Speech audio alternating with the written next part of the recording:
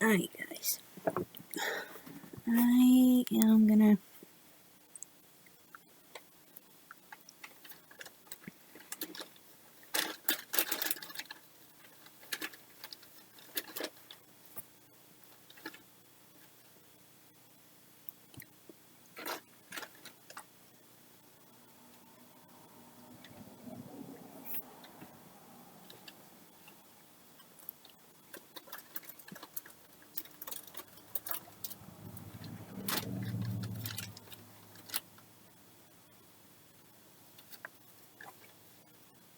Let's do adults with active true crimes in 2022.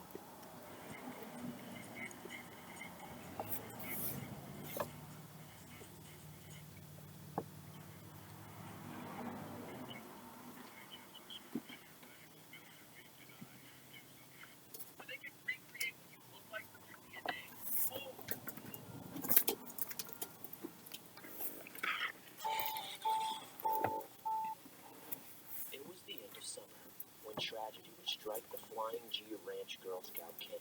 Oh God, if it's a Girl Scout camp, that's already scary enough. 16-year-old Girl Scout 8 at the time. 16-year-old Girl Scout. That's so young. It's so sad when it's like the younger ones. The night of the crime was August 18th. I love 1960s. I could just put them on my TV and then just close my eyes and listen to it. You know what I mean? Obviously, there's like visuals that go with it, but I can just sit there and just listen to the guy's voice. Sometime during the night, Margaret's tent mate, Claudia Schreiber, How you doing, made her way Destiny? to the infirmary. She claims to have left the tent with Margaret still sleeping inside.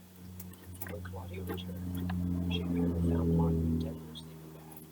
How was she stabbed? Witnesses say there were no obvious signs of trauma, No. and they assumed Margaret had simply died of natural causes.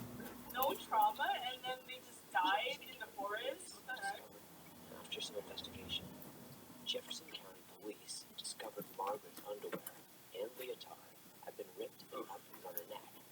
They even found some skin under her fingernails, which led them to believe she had been murdered. I mean, skin of the fingernails, that's very, I mean, if it's skin of somebody else, that's definitely going to struggle. I don't understand why it took time for them to realize that she might have been assaulted. Because I think at first they said, oh, she might have died of natural causes, and then they realized later that there was more to it. So I think that was like bad police work. So we've recently gone over some unsolved mysteries here on React, but this time we wanted to take a look at some true crimes that were solved in 2020. Wow. Okay. Cool. At the crime scene, there was DNA left under Margaret's fingernails, but at the time they were not able to match it to a suspect. But recent advancements in DNA have led investigators to find people who might be related to the suspect and narrow their search. Oh, wow. Investigators found familial DNA in a public database, and they were able to confirm that James Raymond Taylor, a local TV repairman at the time, as a suspect after 56 years. Dang, that's a whole case for 56 years. That's crazy. And then there's no statute of limitation against murder, so like, that guy can still go to jail against that. Unfortunately, Taylor has not been seen since 1976, and he would be around 80 years old now.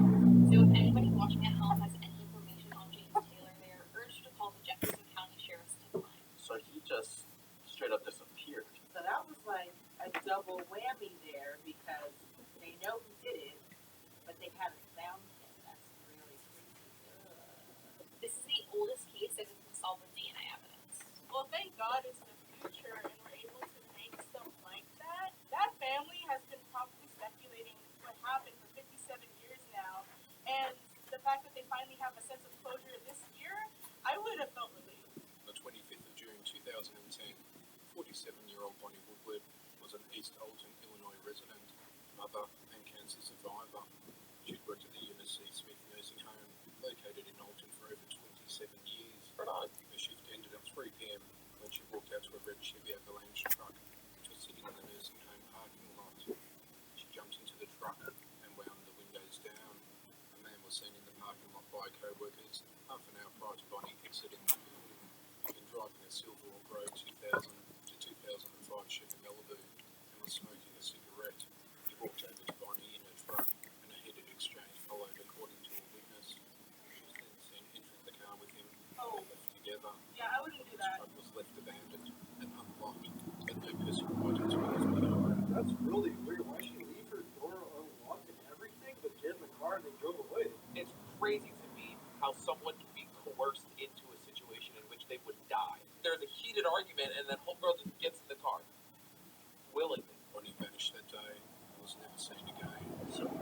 stuff like this can happen. Bonnie was a mother to two sons and had a 17-year-old stepdaughter named Heather Woodward on the 3rd of July 2010. Oh, this was 10 years ago? Staying with Roger and Monica Carroll. Investigators then discovered that Roger drove a silver Malibu, which resembled the description of the unknown man seen in the parking lot. Okay, so she knew the person. Property was conducted with his What's Suzuki dogs, but no sign of Bonnie was found. Yeah, definitely. It sounds a little more like they kind of have them, right? Like the same model of the car and everything. Damn, a cancer survivor, and then you have to go through that? That's crazy. Even though there was no evidence to convict Roger Carroll for Bonnie Woodward's murder, recently an unlikely witness spoke to police to help convict him of his crime. His own son. Oh, wow. Oh, so his own son ratted about. Except when he was just 16, he and his father, Roger, left on vacation early, and they passed Bonnie's work. Roger happened to make a comment. He was glad she was working on the soccer car. Interesting. Roger apparently went back to Bonnie's work and told her that her stepdaughter was at his house. Okay. I get like seeing the daughter, but like, why would you go to like a friend of a friend? Like, you don't really know that person very well. The son said he later saw his father dragging the body across the yard and was instructed to start a fire to burn her remains and later clean up the ashes. Wow, he told his 16-year-old son to do that. Roger Carroll was then arrested and was sentenced to 65 years for the murder of Bonnie Woodward. Wow, these are really sad stories. Morality will come out. It ate at this kid for 10 years.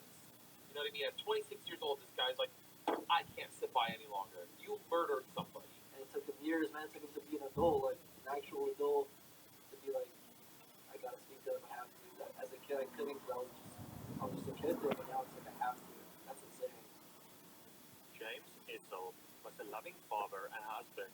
He owned the Sugarloaf Mountain Market convenience store. Aw, looks like a In cute March little market. 1992, Jake's body was found, laying behind the counter. He was stabbed 29 times.